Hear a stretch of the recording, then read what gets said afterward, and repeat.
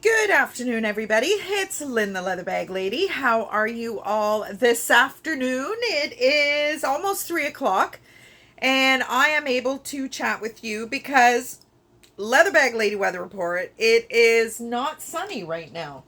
Normally, by now, this blind is all the way down. We've actually even started to close the curtains that are blackout curtains because the heat in here, as I have shared with you many times already in the last week or so, is ridiculous. But today, and it actually puts me under a little bit of pressure because I'm not able to get my videos done after a certain time because there's no way this blind is getting lifted. This house is just insane. So I am grateful that I am getting a little bit of an extended amount of time to be able to get my shit done because today has been a busy day, as is every day. So we will chat a little bit more, obviously, as we always do after the bag. But if you just want to get the bag in and see what it is the Leather Bag Lady has for you today, then we have a beautiful 1970s top handle / shoulder bag for you. This bag is absolutely gorgeous. So it is kind of a tote style, very slim line. I've dated it the 70s. Just the styling is very, very 70s to me.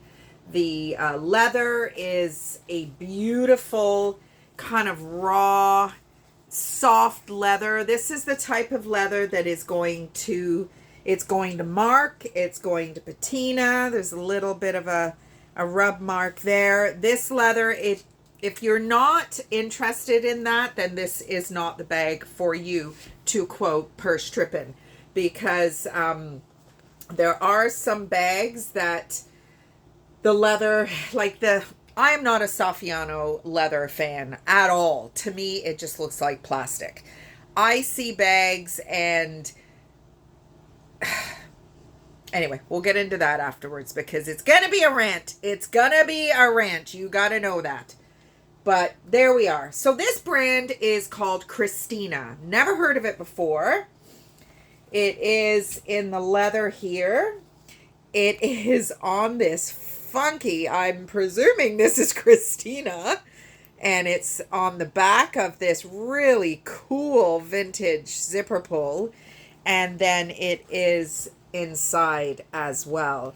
So I've dated, as I said, the bag 70s, this kind of telltale velvet velour type material. Does have a few little kind of pressure point marks in it, but you've got a compartment, a divider with a zipper compartment, and then your third compartment. Now obviously no phone pouches or anything of that nature. Love the way the straps are joined to the bag. Gives you a little bit of extra. It's a 9-inch strap drop, so if you've got a chunky coat on, it might be a little difficult. Would I put, if you're a bigger lady, taller lady, you could potentially put a crossbody strap on it because the straps will fall nicely. They're not going to be in the way or anything, but I don't know if I would do that. It kind of, there's some bags that will take the updating or the restyling, if you will.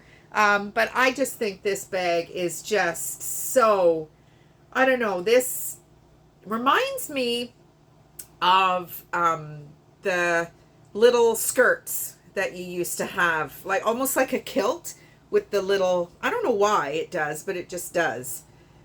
But I really like it. You're not going to get a ton of stuff in there. It doesn't have a gusset at all. It doesn't even have those kind of dart areas, but it does have 3 compartments, and I did stuff the crap out of it. So if you want to check it out on Etsy, please do, because I had quite a bit of stuffing in it. So it will take some stuffing A little bit of a scratch there on the strap, but not a compromise at all. So that is today's bag. So I'm really enjoying watching my new fellow bag lover on YouTube, Kristen D. I just find her to be, she's very simple. Her bags are fantastic. And I mean, I know there's another one, the Costume Jeweler, I think he's called.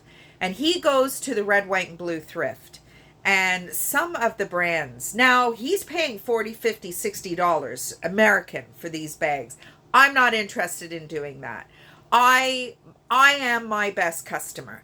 And I've said this to you many times, but not recently. So I'll just kind of, talk about it again.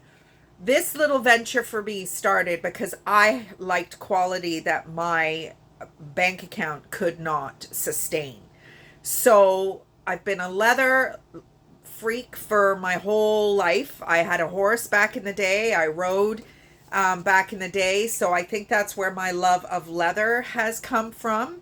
I have had lots and lots and lots of faux leather bags, and I'm just watching Kristen D sharing a faux leather bag. In my experience, you may have faux leather bags that have lasted you forever, but in my experience, they are just not worth it. The price for some of those Matt and Nat bags are hundreds of dollars.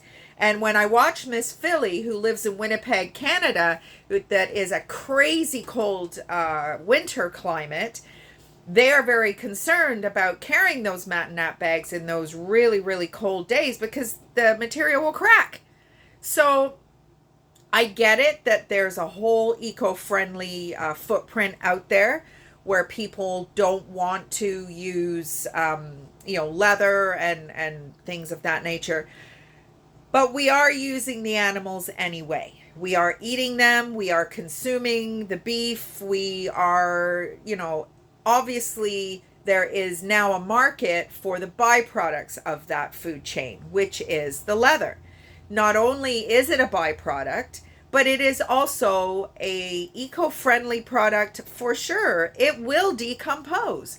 You put a Matt and Nat bag in the landfill, it's there for 100 years. It's not going back into the earth. Whereas this bag will eventually decompose and go back into the ecosystem of the earth. So I don't really get that whole thing. I mean, if you're vegan and that kind of thing, I get that. But to say that this is not eco-friendly, and plus these are vintage bags. My .com and this, my vintage bags are all restyled, repurposed, you can't get any more eco-friendly than that. So, I don't really get it. But hey, I mean, I see people with, these bags that are designed to look like Saffiano leather, and they're appealing, and they're just garbage. So even if you spent $60 on a bag like that, I mean, this bag's probably gonna, what did I put this on Etsy for? $75, I think. Now, bear in mind that there is some shipping cost in there. Again, we talk about this all the time. No such thing as free shipping. No such thing. That amount of cost is not something that a reseller, small business owner can absorb. It just doesn't exist.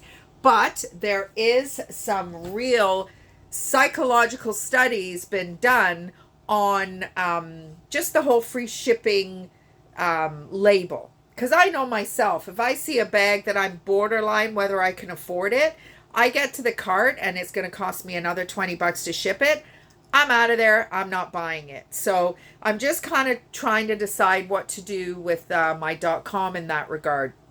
I spent a fabulous afternoon on Tuesday while Pius was getting 4 teeth dealt with. I was sitting at the Mule little restaurant slash lounge bar in Port Dover with, we had beers in our room in Mexico when we went in November, and it was it's a green bottle, green label, and 2 red X's. Dose something, I don't know.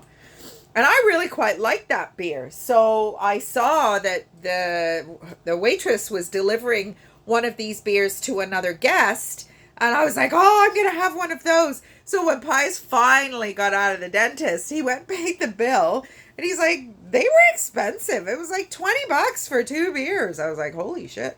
So anyway, long story to kind of share some of my feelings about selling leather. I do not shout enough about the eco-friendliness of repurposing, buying secondhand, buying consignment, buying restyled items. To me, I guess my generation, we're kind of on the cusp of it being cool to wear something that was owned by somebody else. My mom's generation, I mean, they all did it. Nobody had any money, but you didn't really want anybody to know that your coat was your sister's coat, who was her sister's coat before that, and so on and so on. But now we don't really seem to care. So, which is awesome for me. And I'm also kind of concentrating on being very grateful. The bag that I just showed you is one of the bags that I thrifted on the way to Nova Scotia recently. And we really didn't find a lot, or at least I didn't think we found a lot. I had like 2 half full garbage bags, mostly belts, which I have a full to the brim laundry basket sitting behind me with belts, and I got some beautiful belts, but I am going to start making my own purse straps with them. So I'm just trying to figure out how I'm going to go about that. I know what you're saying. Here you are, starting something new when you haven't even followed through on some of the other things that you've said you were going to do. I get it. I know. Hey, I am my own worst nightmare. I know that. But I have researched buying purse straps for some of the bags that I have that would really, really work with being updated. Now, saying that, crossbody bags are not so much in style anymore. It's a lot of clutches and top handle bags, which in the real world isn't the case because you need your hands free. You really do. So what they do on the runway. It's like going to see a house and you fall in love with the house because it's got one piece of furniture in each room. And you're like, yeah, that works. But in real life, it doesn't. You need closets. You need dressers. You need shelving. You need all those things. And all of a sudden, the house doesn't look like it looked when you went to see it anymore. So, I don't know. I think we are our own worst enemy in a lot of those regards. So, I am getting ready for Art Crawl. Tomorrow is, I didn't go last month because it threatened rain, and it is actually threatening rain tomorrow as well, but I don't care. I need to make some money. I just half an hour ago, went and signed my mortgage renewal, and I'm very lucky. I have a very tiny, tiny mortgage on this little shack, and, it did go up. I went from a 2.7% interest rate to 6.1 or something. But I've been here for 16 years. I'm in my 17th year now. And it's a very inexpensive place to live. I pay for that in other ways.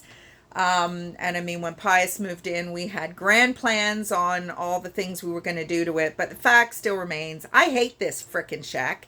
And it's just never going to not be there. We're having no problems with the neighbors in front. Everything is fine. In actual fact, one of the young men shared with us yesterday that he's going to be going back to India. And he said, I'll make sure to see you before I go. And I thought, wow, we have come really far from the first, month or two when these young men first moved in, because it was hell. If you follow me regularly, you will know that it was just terrible.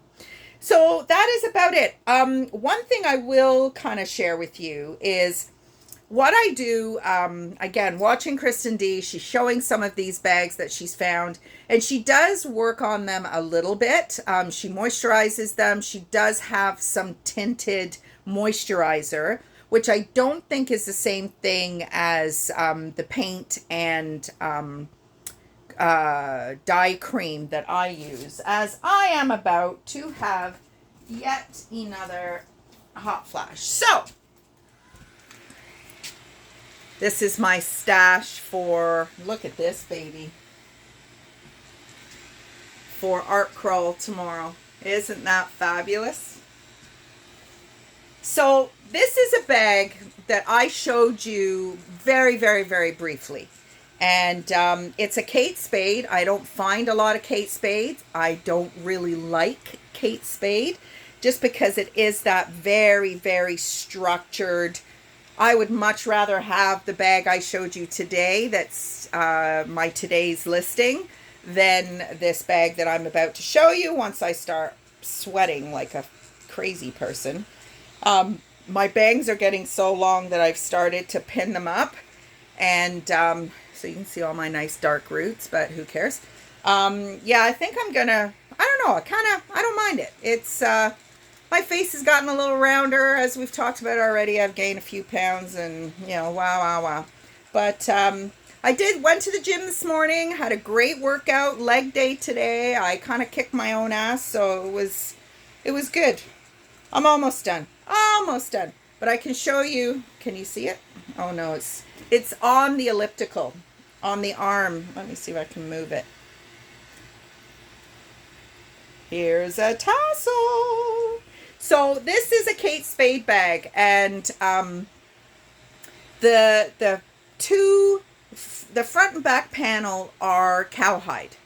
And it's a beautiful, beautiful aubergine color, which is a very favorite of mine. Mahogany brown and this kind of burgundy aubergine is really one of my go-tos, as well as this is a vintage Aldo that will be going to Art Crawl tomorrow also. But this bag, I showed you it was, some of the hair was missing from the corners, and Kristen D, she wouldn't touch that, but I just get such joy out of making a silk purse out of a sow's ear, I guess. What I did, and I'm just not stopped sweating yet. I mixed my dye creams to match as close as I could get to the cowhide. So when you looked at the bag originally, the corners were missing the actual hair, but they were also a lot lighter. Oh, I think, give me another 2 seconds here. This is my little fan that Pius bought me. Best $10 he ever spent, I'm telling you.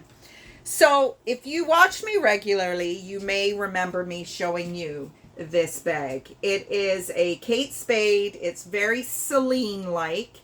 Here's your aubergine cowhide, and it's beautiful burgundy suede on the ends. So here is the corners. Now it's coming up a little lighter on camera than it is in person. It actually looks more of a match to the eye, but from a distance, you really can't tell that much. Whereas when I picked it up, this was almost white. And I've done the same.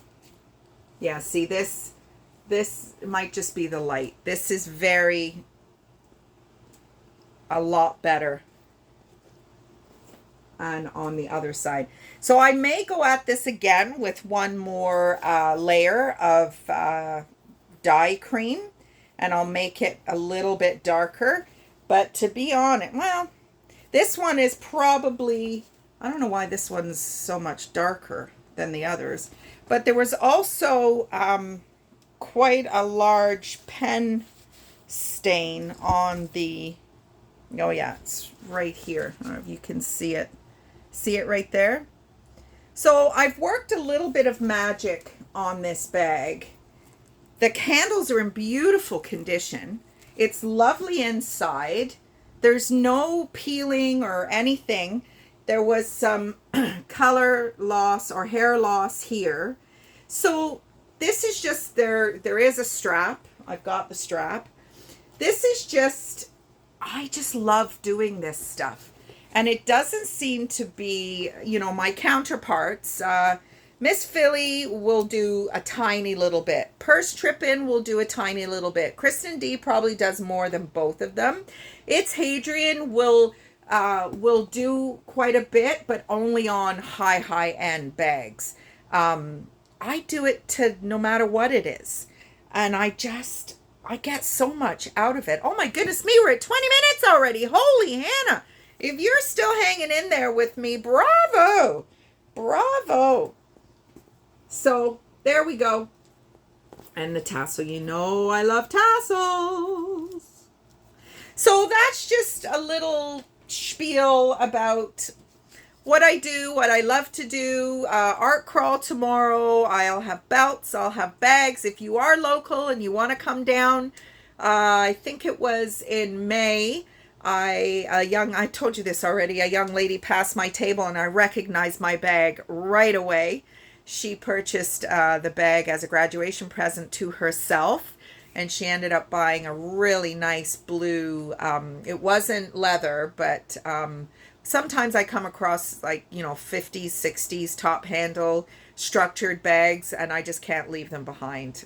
Actually, I have one and it broke, and I'm just so heartbroken about it because, actually, let me show you. What the heck? We're in for 20 minutes. Let's just keep going. So, this little beauty, look, I'm not sure if I want to go and get it fixed. So somebody bought it at Art Crawl, and then when they picked it up, the thing came out. And I actually tried to fix it today, and it just broke. So, but it's so beautiful. Look at the red interior. So there is a leather craftsman here in Hamilton, but to be honest, I really probably wouldn't be fixing it for myself. I'd be fixing it for resale, and I'm not sure that it would be cost effective. But yeah. So anyway, that's it. I'm not sure I will speak to you tomorrow. I don't normally chat with you when I'm at Art Crawl. It's a 9 a.m. morning for a 12, 13-hour day. We don't normally see much business until probably 5:30, 6 o'clock at night. But I got to get there at that time in the morning to get my spot. So it is a bit of a crazy, crazy day. So thank you for hanging in with me if you're still here. If not, I totally understand. You can't hear me say that, but I do totally understand. And have a great rest of the day. Enjoy the day. And more than likely, I will talk to you on Monday. Bye, everybody.